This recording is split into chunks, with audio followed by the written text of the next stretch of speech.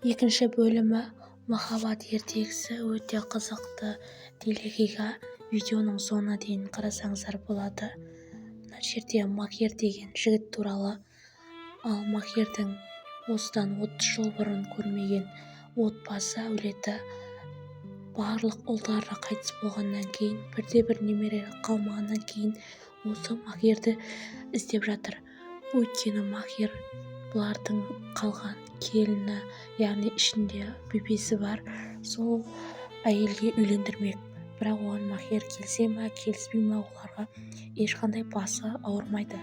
Бастысы ұрпағымыз аман қалсын деген мақсатпен Махирді 30 жыл бойы араласпаған немересі Махирді іздеп жатыр.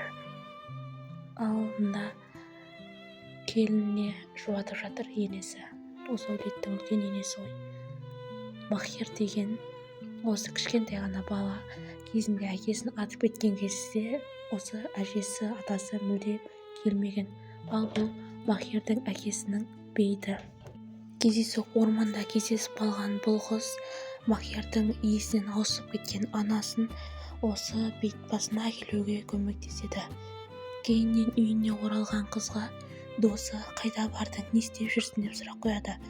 Бірақ ешқандай сұрағына жауап бермейді. Содан кейін біз өзіміздің теңімізді тауып үшін Сарқырамаға барып сақинамызды лақтырайық дейді. Қыз басында келіспейді. Бірақ досы көлікті өзім жүргіземін деп барлығына келістіріп, қызды әкетуге дайын. Ал мұнда Махир анасын қарап тұр.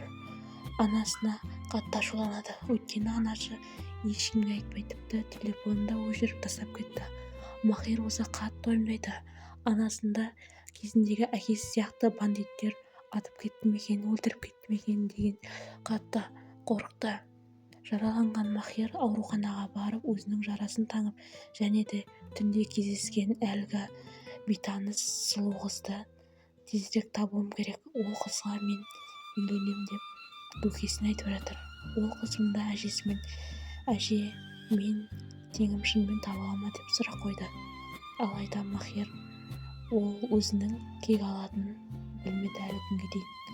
Ал мұнда көкесімен өзінің кезінде әкесін атқан кішкентай баланың жазығы жоқ екенін айтып жатыр. Қыз дос екеуі әлгі Сарқырамаға келе жатыр. Бұл Сарқырамадан өздерінің тегін табамыз деп ойда.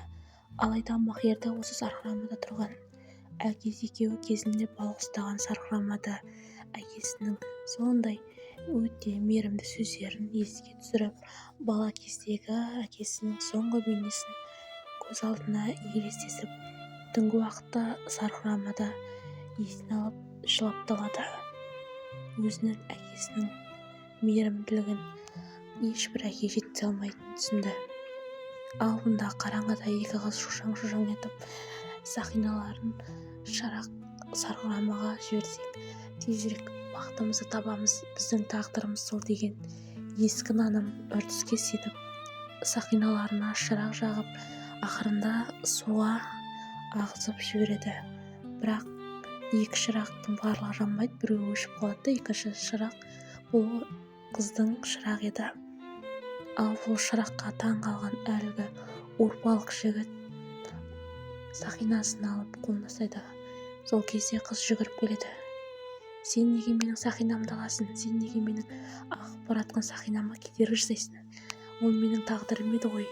Неге сен ол тағдырды жолдан ұстап қалдың? Осы кезде қыз жақындаған кезде жігіт абайсызда сүйіп алады. Қыз да бұны күтпеді. Сенің есің дұрыс па? Сен менің кім екенімді білесің бе? Сен неге мені сүйіп алдың дейді. Осылай бетінен тартып жібереді. Алайда жігіт ол қыздың бетінен тартқанына мәз болып үйіне қарай қайтады. Тіпті қызды қуанады. Десе де қызды есік алдында әкесі тұрады. Сен қыз түн арасында не істеп жүрсің деп айқай шығарады. Бұл қыздың әкесі өте қатаң әрі қылмыскерлердің бастығы болып есептеледі. Бұл қылмыскер әкесі есірткілер сатумен айналысады екен. Алайда кілем сататын зауыттары көп, бірақ сол кілем сататын зауыттармен сыртқа есік сатады. Осыдан кейін қызына сен менің айтқанмен жүресің деп өзінің серіктесі әрі бандит жігітке күштеп кездесуге апарады. Тіпті ол жігіт не қаласа соны жасайсың деген әкесі шарт қояды. Яғни жауыз әкесі қызын күштеп әлгі бандитке береді. Бұл бандиттің де есі дұрыс емес екен. Қызды өзіне бір түнге қалдырғысы келеді, бірақ қыз көнбейді. Көнбеген қыздың қолын қайырып, осыдан кейін сен менің не айтсам да айтқанымды қыласың деп, бірақ қыз қашып кетуге ұмтылады. Осы кезде орталық жігіт Махер құтқарып қалады. Махердің комиссар екенін әлі күнге дейін білмейді. Солай қызды өзіне алып қашуды ұсынады.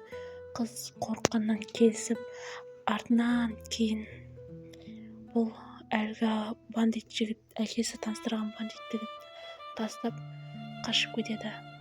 Бірақ бұл жігіт қыздың қашып баратқанын білді. Махердің көлігін тіпті көрді. Екеуі қол ұстасып қашып баратқан. Содан кейін намысқа тырысып, бұл қызды көрсетемін, әкесіне айтып беремін, жанын шығарам деді. Қыздың әкесіне келіп, сенің қызыңның жігіті бар екен ғой, неге айтпайсың? Мені абыройым төкті дейді. Жігіт болса, ондай жоқ, сен мен қызымды аласың ғой, аласың ғой, сөзіңнен тайған жоқсың ғой дейді. Осы кезде қызы, мен шықпаймын, ол жігітке, бандитке деп еді. Әкесі бетінен ұрады. Мен не десем соны айтасың дейді. Сенің сөзің маған 5 тиынға да қажет емес, мына жігітке үйленесің деп шарт қояды. Жалғасы бар.